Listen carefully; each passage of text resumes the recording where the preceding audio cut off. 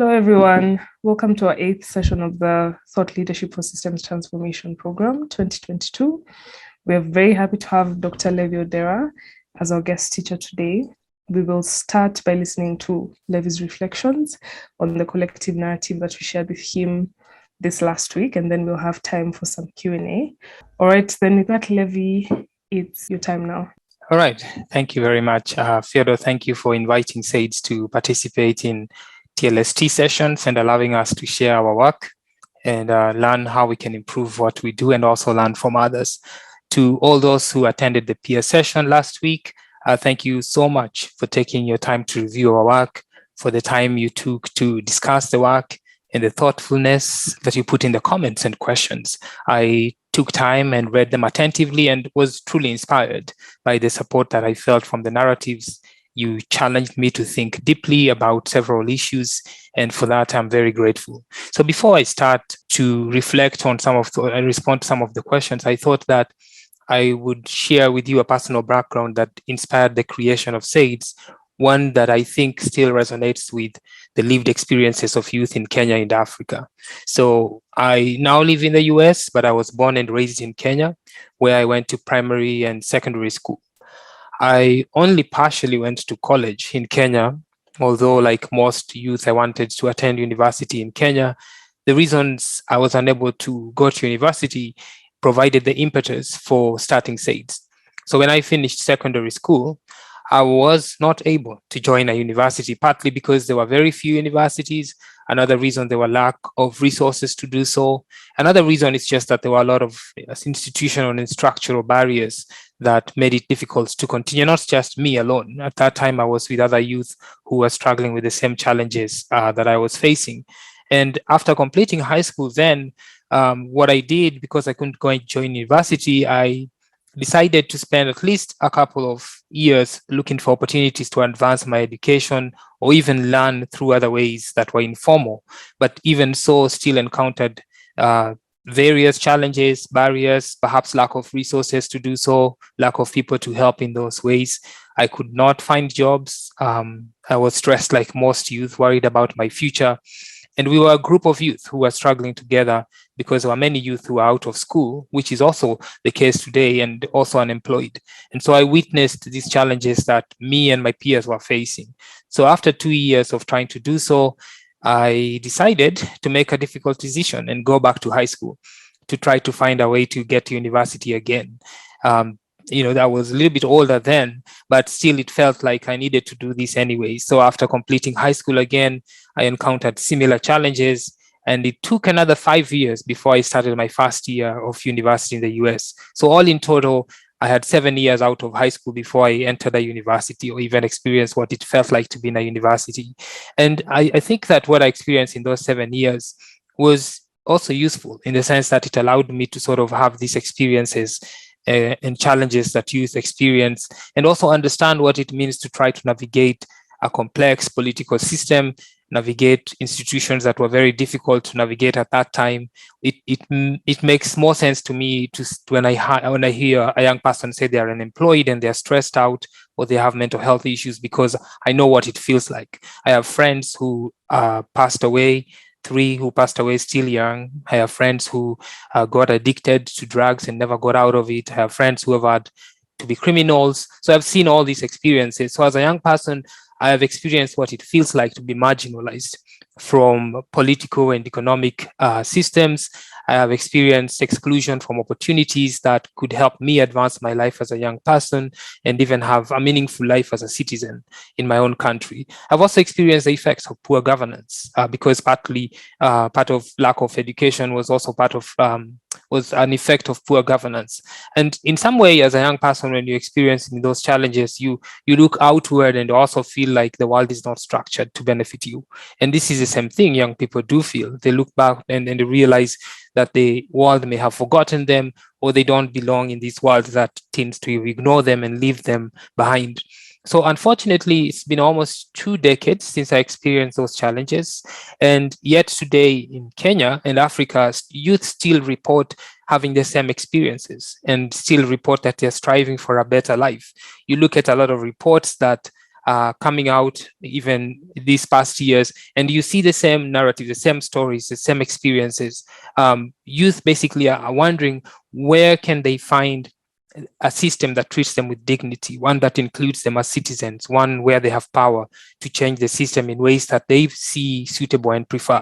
So when we started SAIDS with that understanding, and the goal was to equip youth with the knowledge, the skills, the experiences, and even the power to make it possible for them to effectively tackle this marginalization, exclusion from social change work, especially from political development work. Grew up in that era of the 1990s. That was a period of democratization. A lot of the political development work was being influenced by foreign organizations or international development institutions.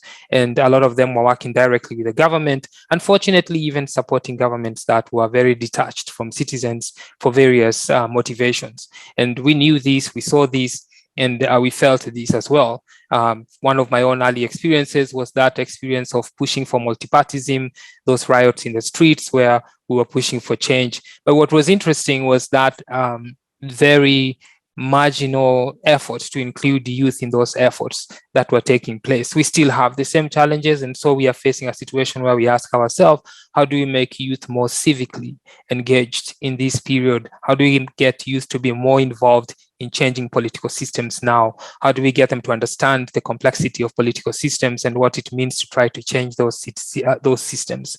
So I will now try to sort of reflect, having given you that background that motivated the starting of SAIDS. It still fires me up. It still keeps me going. I still talk to a lot of youth weekly basis, and we still talk about the same challenges. Kenya is currently undergoing election period, and a lot of youth are still talking about the same issues, and we talk about the same issues as we try to plan and organize. So I want to start by, first of all, saying thank you for recognizing the importance of this work that SAIDS is doing for the future of Kenya and African leadership and the world. We also, like what was said in the narratives, truly believe that this generation of youth is inheriting the good and the bad things and the challenges of the continent, and literally, and will have to lead in the future, which will also have implications for the future of the world, especially because a majority of the population in the world will be based in Africa.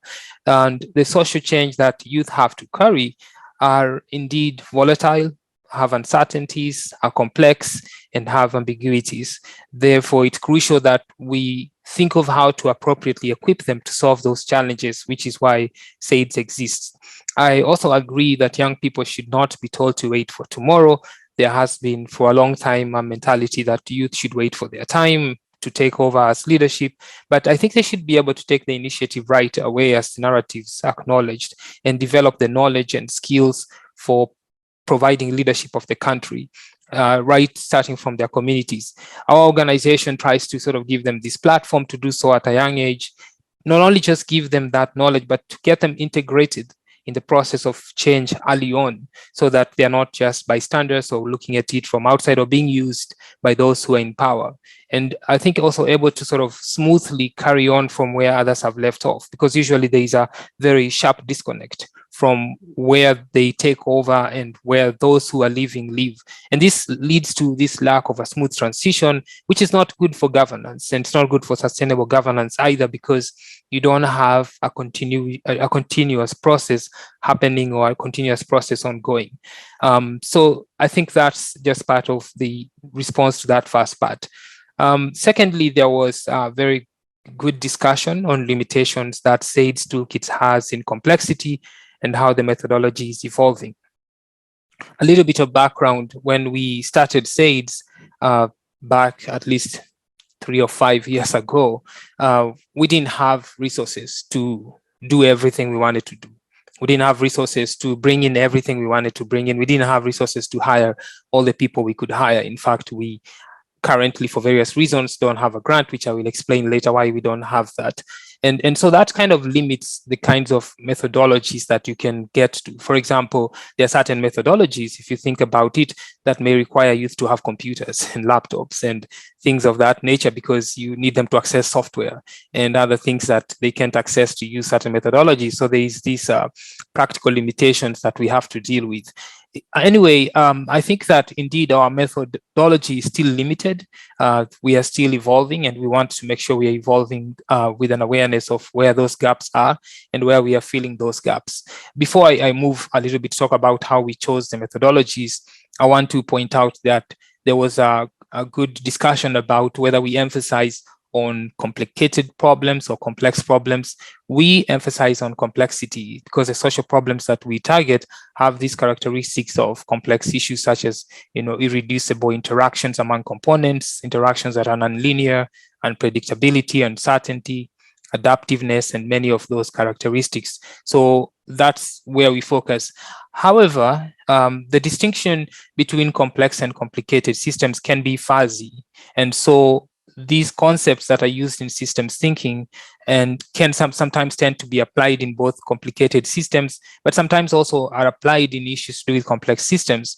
Hence, sometimes the reason why it looks as if there is a huge emphasis on systems thinking that can be applied to complicated systems is that the concepts that we're using or we are equipping youth with are also applied in methods that address both complicated and complex issues. For example, the concept of interactions. This concept of interactions is present both in methods that address complicated systems, but also present in methods that address complex systems.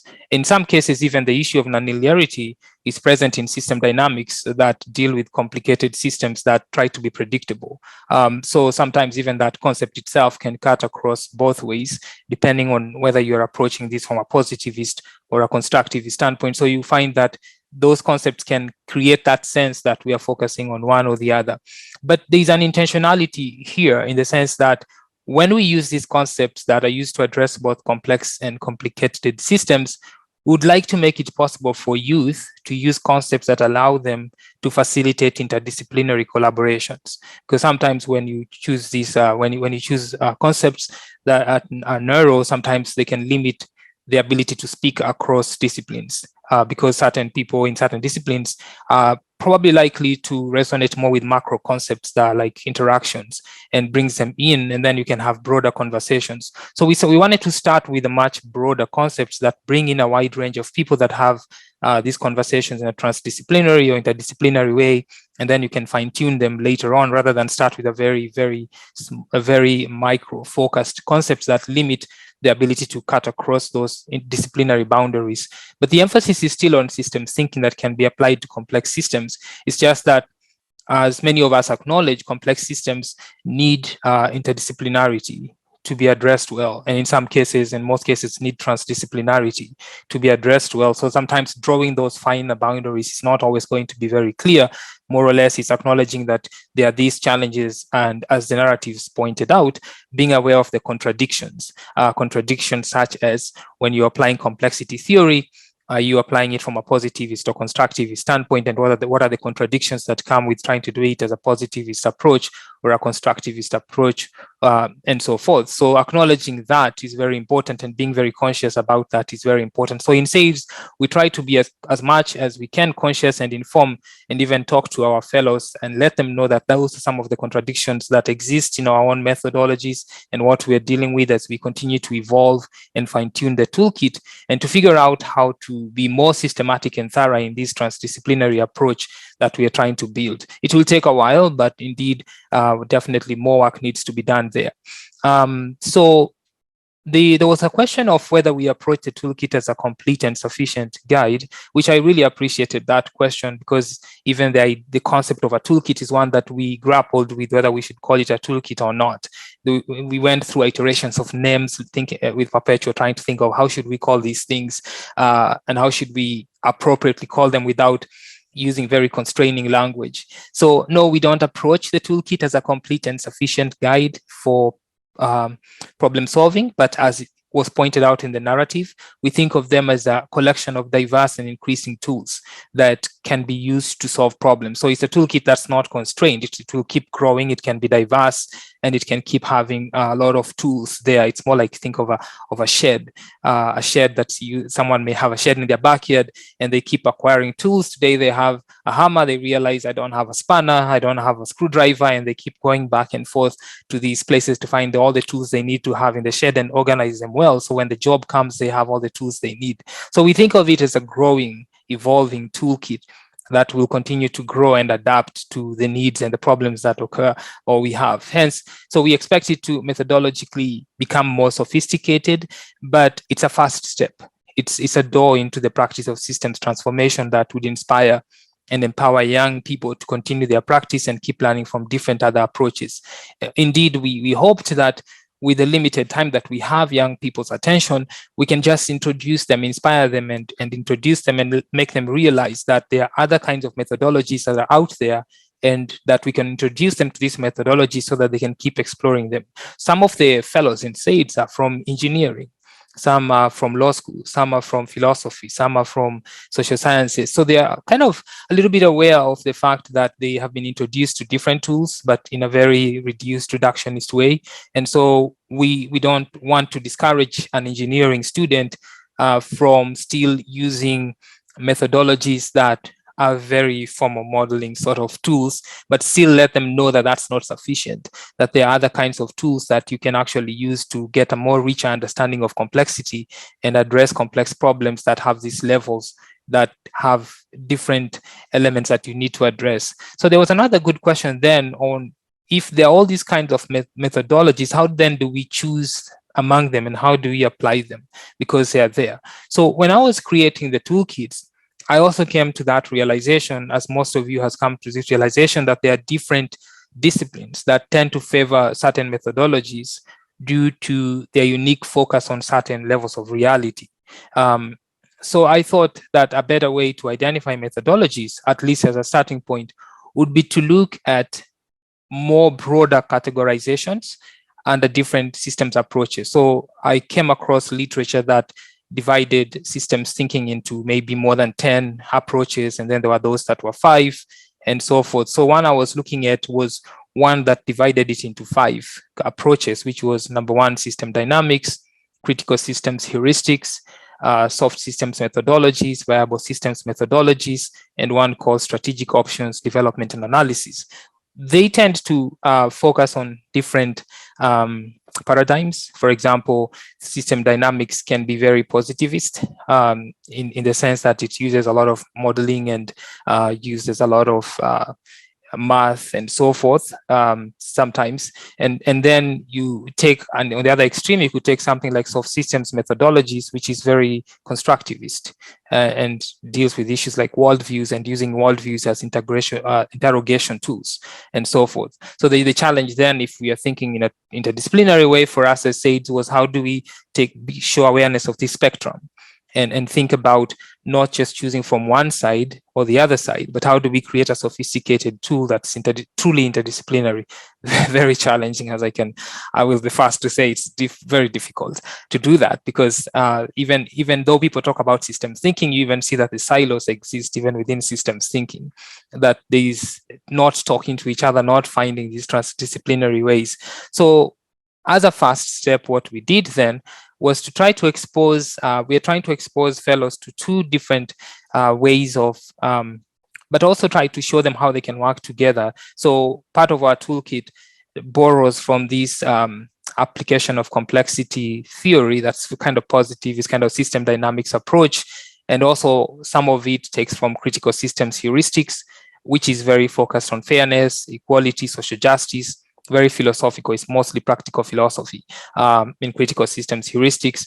And then we also have some of what we've integrated in our toolkit is some of the concepts from soft systems methodologies, which are very constructivist. We talk about worldviews, mental models, and so forth. So there is these 3 schools, these 3 approaches that we try to combine so that we give fellows a beginning of interdisciplinarity. Not really the whole thing, but even us as SAIDS, we are still trying to learn how to do it well. So it will be a while before we figure out, and most people even who teach in interdisciplinarity acknowledge it's a very difficult thing to do for various, even transdisciplinarity is a very difficult thing to do by itself for various reasons. So we are still in the early stages of trying to figure it out. And as we expose fellows to this, we try to let them know it's not complete yet, but we encourage you to be aware that this spectrum is very broad, and you will be talking to people who see things differently, who want to use different concepts, but you have to be adaptable and flexible enough to talk to different people and bring them together. So when we think of our fellows as systems leaders, when we think of them as systems thinkers, we think of them as having the ability to bring to the table a wide range of people and talk to a wide range of people. So for example, the critical systems heuristics has a nice framework, and that's why we chose it. It has a framework with 12 parts. One of the frameworks raises the question of what worldviews are included, what kind of knowledges are included, what kind of methods are used, what kind of measurements are being used. So it kind of uses this dialectical approach to challenge the user to think about what are they leaving out, how are they carving out these boundaries. And in that sense, then if it's used well, you may be able to bring, in our first cohort, we challenged fellows to, in their workshops, to think that way. When they bring and invite people in their workshops, we wanted them to think in terms of which knowledge are you centering or preferring or leaving out? Which experiences and expertise are you leaving out or including? Which worldviews are you leaving out and including? How are you, because critical systems heuristics kind of forces you to think about how then do you deal with the fact that you're leaving out certain people, because the reality of complexity is you'll never address everything. It's not possible to address everything, but there may be that you think about these things. So these methods were chosen to sort of expose fellows to those diverse tools, but also to get them to think thoroughly about how they're doing it. In fact, as Perpetua will attest, that part where they use critical system heuristic is the hardest one. And most of them find that solving social problems is not very easy. It can be done, but you have to really do a lot of thinking in how you do that effectively. I want to talk a little bit about this question of how we transform politics to increase youth engagement, because this is essentially what we're doing in SAIDS, and increase accountability of the political establishment. A lot of very good questions were raised there that are very tempting in terms of going too deep on them, and I'm going to try to not go too deep here. So one question was how to make the political class accountable. And I think, number one, I think as a political scientist and a comparativist, I would say it varies depending on the kinds of institutions and political structures you find in different places. However, there are some ways in which people can build these systems and structures that perhaps raise the costs of not being accountable. For example, I could see, and that's what we're trying to do with our fellows in Kenya, we can see a situation where you build networks and include political representatives in those networks and use those networks to pressure them to be accountable or experience some kind of cost for failing to do so. One of the fortunate things we acknowledge, at least in Kenya, is that the current political system and the constitution allows us to do that. Now, in a different context, we have to raise the question, is this really generalizable? It's a question of interrogating what kind of institutions and structures exist in that place for us to say that that can be done there. That said, I think we can also, and some of our fellows are using systems mapping as an approach to achieve the same goals. Just to give you a very tangible example, the cohort from the first year, what we did, we used systems mapping to map the policy subsystem that they are trying to influence. And in this systems mapping, they try to identify key stakeholders and where they fall in the system, and try to identify leverages, those that can actually be influenced to create change. Very long-term process, but at least somewhere to start. I think there are places where institutions such as constitutions and other policies are designed to hold politicians accountable. And that's what we in Kenya, and I think that's why we find SAIDS to be urgent in Kenya, is that for the first time we have a constitution that allows a citizen to take a governor to court. I think there have been 2 successful cases in court where governors have been taken to court for failing to bring citizens into a meeting or to include them in the budgeting process, because the courts are now relatively independent enough to pass such laws, such judgments. And so and this is what we highlight for youth, is that the Kenya of the post-1990s or post-2010, I would say, I don't think this would be the way we do this, because that would be a different Kenya. A lot of change there was very activist driven in the streets because the institutions were not there. So there was a different approach for that period. In the current period, you have a constitution that tries to create that process where you can hold governors and the representatives accountable. And so we try to encourage fellows and let them know that in these early stages of changing a system, there's opportunities to do this early on. So if you could, and to give them examples of people who are trying to do so, and so that they can actually take the same, the advantages. There was another question here. I like to respond because of a very good question here. There was a good question on how we can make sure systems or the people within our systems are accountable, so that they could change and create ecosystems that are more problem solving. I was thinking here that, due to these different political realities, the scaling of a lot of solutions to problems, at least in the African context, the reality is that they are dependent on government and political class.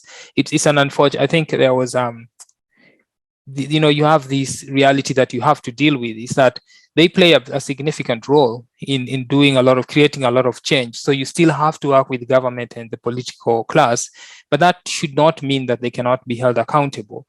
The way I think we, at least in Kenya, try to make sure that the political systems are accountable is to understand the structuring, how it's happening, understanding the institutions, understanding the leverages that can be used. So one of the things we are using, there is something called advocacy coalitions, and we are working with our fellows to build advocacy coalitions and expand networks, so that with advocacy coalitions, what you can get, at least in the policymaking system, you get power of ideas and power through ideas.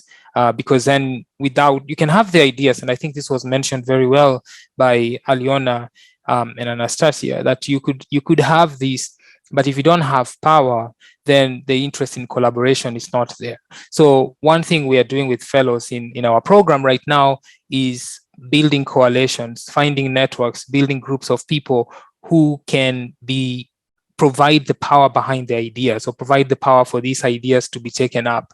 And the encounters that I have seen, at least from the fellows' experiences, because we have a policy and advocacy program in SAIDS, and they will come back and say, we went to the governor's office and we were turned back, or we went to the governor's office and we were told that the governor is not available, the governor is not interested. And part of it is just knowing that they don't have power to push the governor to make this meeting possible. So one of the things they did, as an example, they tried to now reframe the letter they sent to the governor. And rather than say we are just one group, they say we are 9 youth groups. And we are 9 youth groups who are partnering with other organizations.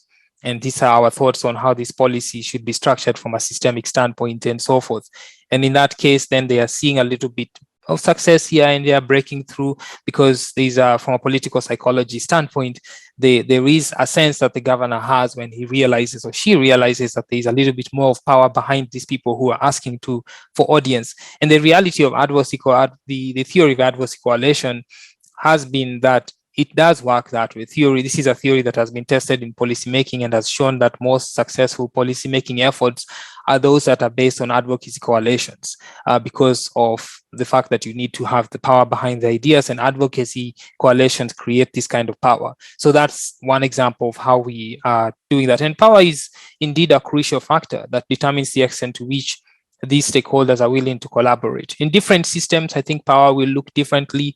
In Kenya, power looks differently. And therefore, it's not, at least we accept, as much as was pointed out, power, it's not enough to use systems thinking practices only, but we need to understand how that power can be created and so forth.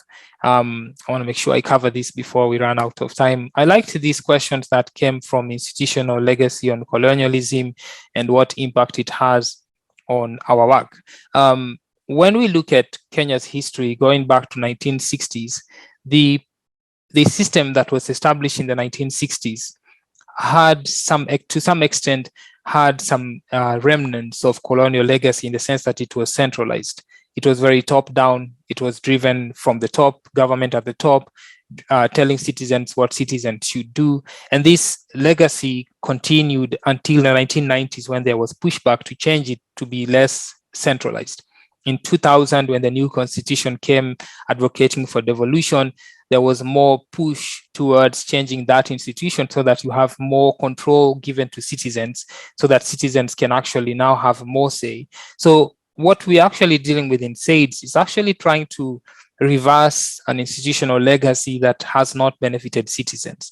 There have been scholars who've done this research where they found a correlation between the strength of colonialism and the institutions and extractiveness. So the institutions were more harsh where there was more extraction, and some of these legacies stayed. And so they were taken over by governments that came over. So what we are trying to do when we're talking about getting youth to fight marginalization and exclusion is essentially trying to think about how do we sort of tackle this very difficult problem of working with youth who are sort of the majority population and other coalition to sort of restructure a system that historically has not been beneficial, not just to youth, but to other citizens such as women who have been marginalized by the system, youth who have been marginalized by the system. The political class have benefited significantly from that kind of system. And so our work is actually focused on essentially doing that. The other component then of our work in this vein is that idea of this. I think there was a mention about institutions, global institutions that are involved in development work. And indeed they are. I remember one of our sessions 2 weeks ago, we were having a session with some of our fellows, and they raised this question on the role that global institutions have on policymaking. And I told them it's large, it's significant, it's huge, because you have a lot of experts, so-called experts, who come and play a lot of these roles. There's a nice book called Tyranny of Experts. So you have a lot of technocrats who are brought in, who come in with policy ideas, and because they also have the money behind it, they tend to crowd out the citizens and tend to crowd out youth and tend to crowd out those who are seen as lacking the knowledge for policy or lacking the insights for policy, because now it's technocratic. And if you don't have an economics PhD or a PhD in some other related field, you don't have a say in policy making and governance. So they have historically played that role. And so part of what we are trying to do in centering youth and trying to fight back against that kind of thinking is to center youth and say, well, this kind of system that sort of leaves out other kinds of knowledge, leaves out other kinds of thinking, leaves out other kinds of people who see things differently, is not beneficial for the system as a whole, and it's not going to benefit the system as a whole. One of the things, at least there has been a reckoning in the development community, that these are historical injustices that need to be addressed. So having acknowledged that, then we have to think about then how do we follow up with that? How do we make sure that it's not just lip service, but that it actually space can be created for youth who have ideas from their communities on how to change systemic issues or how to address systemic issues, can make it to the table and inform policy, inform governance. So one of the documents, deliverables that our fellows produce are called Systemic Insights for Policy. So after they go through the analysis of a complex problem, they think systemically about intervention, they produce these systemic insights for policy that they share and disseminate in the policymaking spaces and governance spaces to have a say and to gather sort of views from their communities and bring views from their communities on the kinds of knowledge that should inform policy and governance. And I think that by effective, if it's done well, can carve out this space that was lacking and can create a fair, helpful, meaningful collaboration between both citizens and those global institutions and so forth. One last question that I will respond to so that I can have more space for Q&As here was that question of then how do we as SAIDs navigate that? And that's one of the challenges we as SAIDs are working on is when we started SAIDs, Perpetua and I had a lot of discussions and conversation around this issue of marginalization of youth, exclusion of youth, and the large part played by those global institutions that we would also be seeking funding from and seeking grants from. So we thought about it and we said, well, in the early years, it may be that we sacrifice pursuing grants so that we stay focused on our mission and stay focused on establishing this organization based on this mission. And then so when we engage with grants, and once the program has been formed and we engage with grants, we find people who are willing to support what is there and not want to change what is there. Because sometimes when you're trying to do these kinds of work where you're pushing back against certain powerful institutions and in your early formative years, you form the organization and the program based on what they think it should be. rather than what you think the problem should be. So these early years have been challenging then in terms of funding, because we've been seeking funding from individual donors who see the mission for what it is, understand why we need to do it this way for now.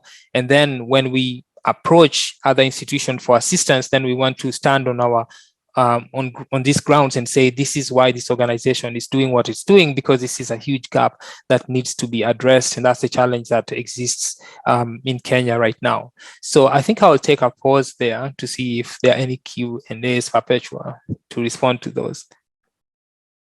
All right. Thank you so much, Levy. It's time for the Q&A section. Yes, Julius, you can go ahead.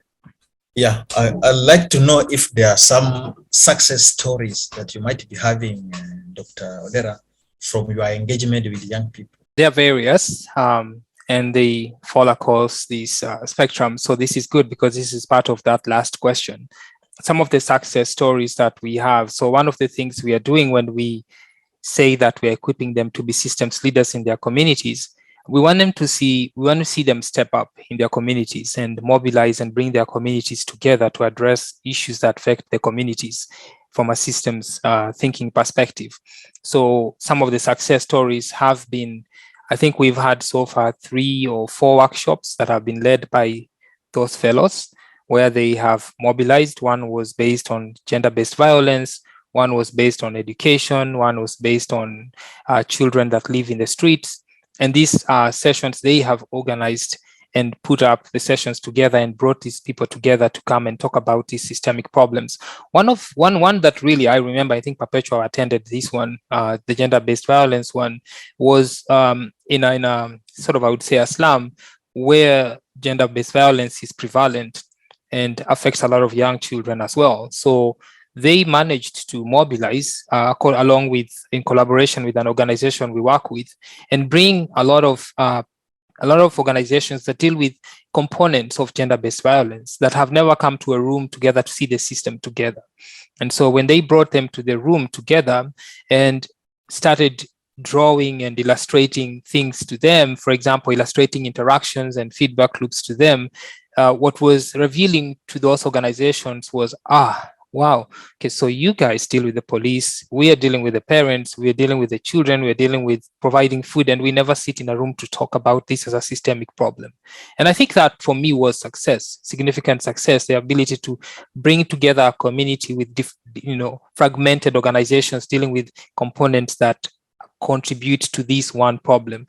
So that was a success. The other successful cases that we have seen, which is one we are celebrating right now, is the previous cohort, the last year's cohort, managed last month to finish writing what's called a systemic insights for policy, which is informed by their analysis of the complex problems. So what they do, they analyze complex problems, they think about the interventions, and then they put together these systemic interventions for policy documents. They're similar to policy briefs, basically, but not exactly policy briefs, because they are tuned to the kind of knowledge young people are able to put together. And then they were able to map the system and identify in these 3 counties. They were able to map the system and identify the key stakeholders in the policy subsystems. Each of them identified a number of them. And then they wrote these letters. And last month, they all delivered these systemic insights for policy to these stakeholders in the policy subsystems. And so that's, to us, is a major success. It's because it's a major part of completing the program and getting them out there to improve governance. And I think one of the things is just them feeling that they can have an impact on governance, they can have an impact on policy, they can be respected, they can be seen, and they can actually have a role in how the country shape up. Thank you so much, Dr. Odera, for sharing about this important and wonderful work. I am curious about what ideal conditions would be for your organization to develop in terms of financial support and collaborations and everything. Thank you very much for this good question. And I think it's part of what I also read in the narratives that I'm going to steal a language there. Value alignment. Value alignment is very key for us, and mission alignment as a condition is very helpful for us, because we have these values and mission that we have for dealing with youth marginalization and exclusion and disengagement. And we see that as very important. And I think that alone, if we have organizations that acknowledge that reality, acknowledge that we need to be focused on that mission and would like to collaborate with us to make that a reality, then that would be excellent in terms of ideal conditions for funding for us and just supporting. I think we use design thinking, and we are very always open to feedback, and just from collaboration standpoint, to some extent, it's just there's some part of collaboration, which is partnering in terms of funding and so forth, to support some of these fellows that we bring in every year. And another part of collaboration is collaborating on projects, in co-designing projects and co-designing some of these interventions with fellows pursuing our mission. Some other kinds of collaboration is just allowing fellows to have these kinds of experiences that allow them to have very tangible experiences of shaping systems. But yeah, funding wise, it's just finding organizations that are willing to support our mission and accept that our mission is crucial and will align with our values. Thank you so much. I'm so excited to hear your passion and your witness. And I love how the governor's office, the idea of not being able to meet somebody in power and then really putting the group together. So my question comes from that point of view. And when you're looking at systems theory and methodologies, as soon as I start thinking about putting methodologies or systems into place, I get worried that the creativity is not going to be there. So I'm wondering if you've approached some of this already in your work, how to bring the creativity from an individual forthright, I guess, into the work. Thank you for that question. It's a good question. I think we try to find a way to think of methodologies as enabling rather than constrain. So a methodology is in terms of enabling and allowing for different ways to think to come in to what we are doing. So as I had shared earlier, when we thought about those three different types of methodologies, we also thought in terms of methods. So, right, you could think about methodologies broadly, but you could think in terms of methods, in terms of strategies. So, for example, Lean, you could think of art-based methods for presenting an idea, which could be constructivist, right? So we try to use methods to create a bigger space as possible to allow for a lot of ideas to come in. So one of the reasons I talked about us doing our work based on transdisciplinary philosophy was that then it allows for a much more open space that allows for a lot of different ways of thinking to come in. But at least the being systematic, I think, is one of the things we try to make sure is respected, because when we are not systematic, it can create chaos as well in terms of how you bring the methods. They can be also very unhelpful if you don't have a systematic way of synthesizing and integrating different ideas or creative ideas. So there is a tension indeed there, because methods can be constraining and can carve out boundaries for other things. So I was thinking about, for example, there are some positivist approaches to applying complexity theory that are not always welcome to constructivist ideas, because they're very positivist and they want numbers and they want models and they want formulas and so forth. So if you're not thinking that way, then there is no. So we think much, first of all, from that bigger standpoint, and we say, okay, the framework is a transdisciplinary philosophy here, and the transdisciplinary philosophy that has room for positivist all the way to constructivist.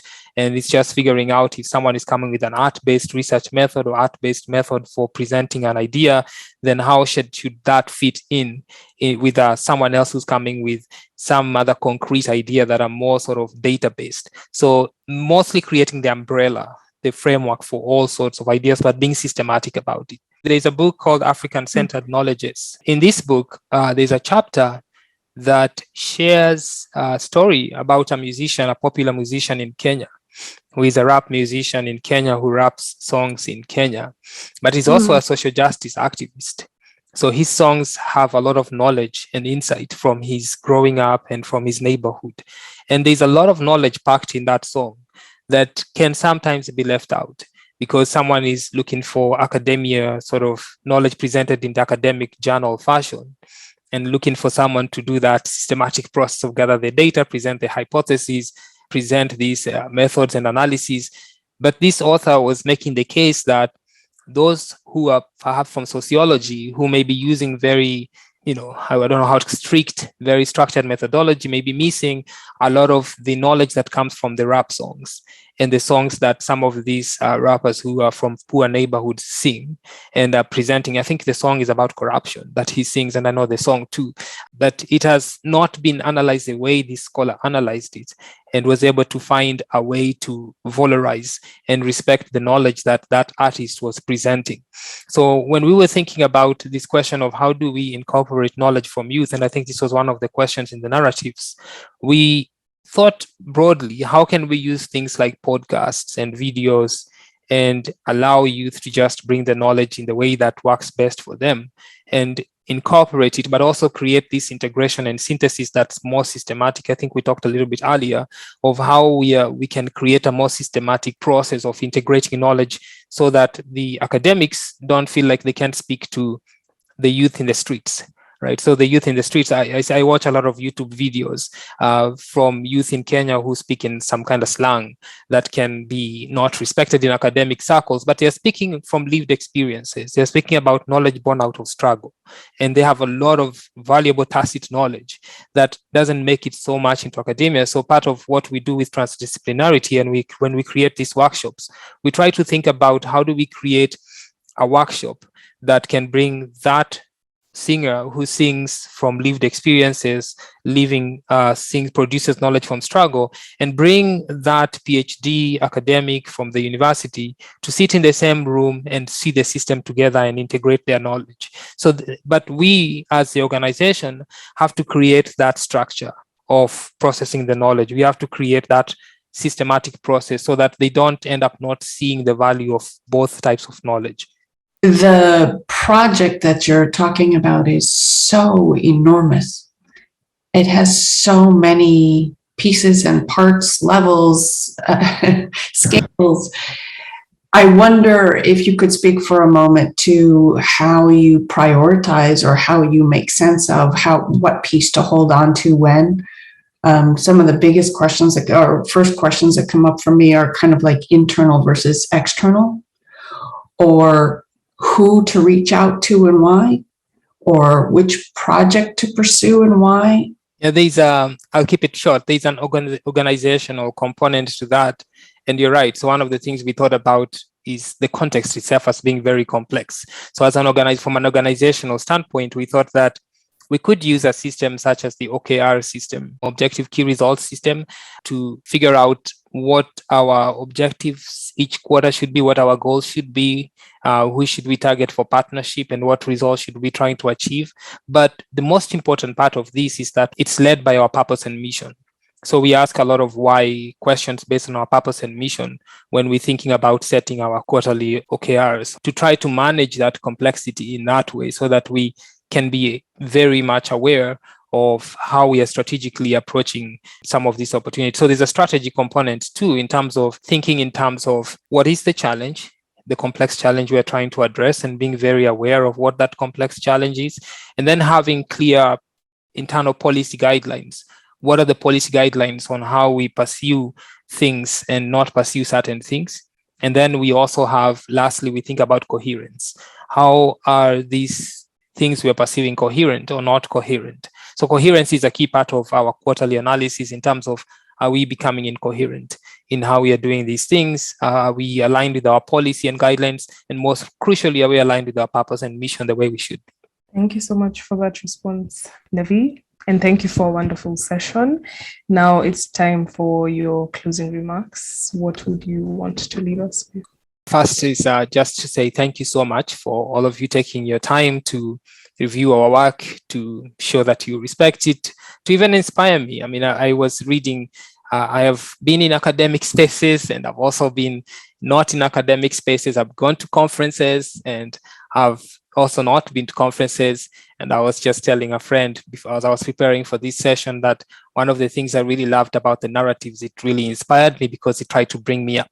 It didn't try to bring me down. When I go to conferences, sometimes I feel like sometimes academics just focus on bringing you down, like it's a specialty or it's a skill they've learned. and showing you how you don't know what you're doing.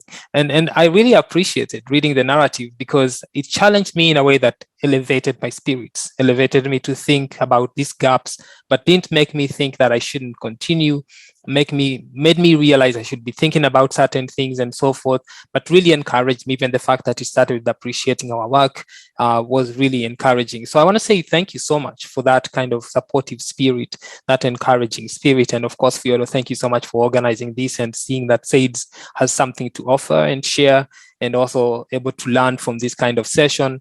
And I think one of the things I want to also echo, which is just also going back to the narratives, I do like that one of the areas we are aligned from that first part of the narratives is appreciating the importance of youth, appreciating the value of youth, appreciating that. I liked that I saw that we are aligned in acknowledging that if you have 60% of the African population being under age of 25, that then we at least are aligned in accepting that youth play a key role now and will play a key role.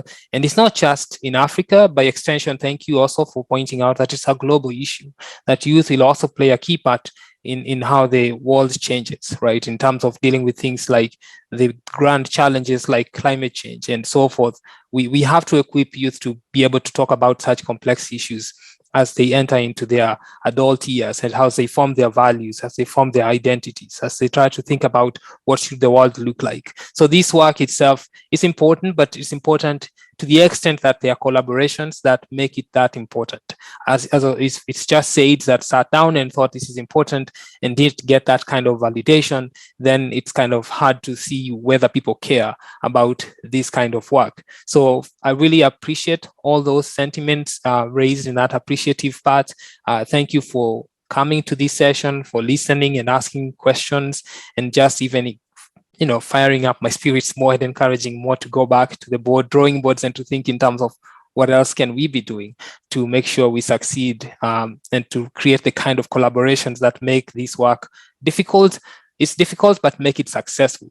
But it feels very nice knowing that there's a community of people like you here that we can come back to in future sometime and say, we are running out of energy, we need spirits, we need to be motivated, we need support, we need just to see you, just to be here with you just makes me feel like this community feeling encourages me a lot in terms of continuing with this journey and what we are doing. So really thanks a lot for TLST for creating this sense that we are not alone there in the world trying to deal with systemic and complex problems.